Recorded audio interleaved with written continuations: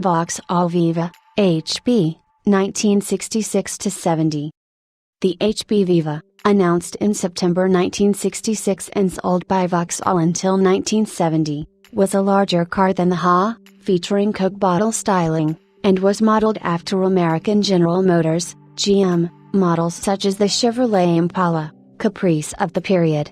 It featured the same basic engine as the HA, but enlarged to 1159 cc, but with the added weight of the larger body the final drive gearing was reduced from 3.9 to 1 to 4.1 to keep the nippy performance, except the SL90 which retained the 3.9 diff having the power to cope with the higher ratio. The automatic Viva HB was offered from February 1967, and fitted with the ubiquitous BorgWarner Type 35 system. Cars of this size featuring automatic transmission were still unusual owing to the amount of power the transmission systems absorbed. In a heartfelt if uncharacteristically blunt piece of criticism, a major British motoring journal later described Viva HBs with automatic transmission as among the slowest cars on the road. The HB used a completely different suspension design from the HA, having double wishbone and coil springs with integrated telescopic dampers at the front, and trailing arms and coil springs at the rear. Lateral location and anti-squat of the rear axle was achieved using upper trailing arms mounted at approximately 45 degrees fixed to lugs at the top of the differential. Both front and rear could also be fitted with optional anti-roll bars. The HB set new standards for handling in its class as a result of the adoption of this suspension design, where many of its contemporaries stuck with leaf springs and McPherson struts.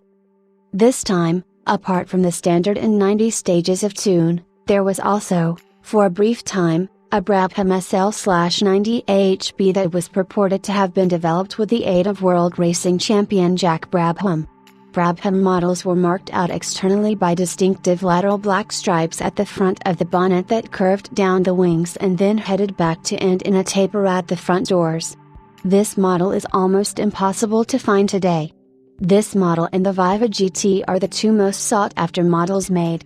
The Brabham model differed from the standard Viva SL/90 in having a different camshaft, uprated suspension with anti-roll bars, different exhaust manifolds, and a unique twin-carb manifold, as well as differing interior trim.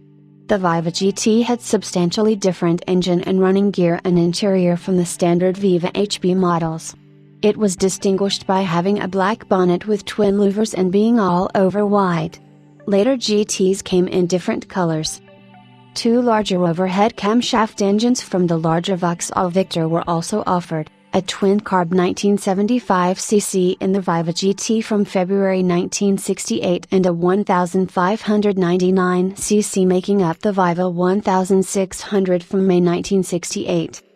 With the expanded engine program, the HB saw numerous permutations of model offerings, with base, deluxe and SL trims offered with a choice of standard 1.2, tuned 91.2, Brabham 91.2 and the aforementioned overhead cam units offered during its run. The Brabham was effectively replaced by the 1600, although many complained of high fuel consumption with this engine. Front disc brakes came with the 90 and overhead cam engine models, while a larger 12-gallon fuel tank was also part of the 1600 and GT package.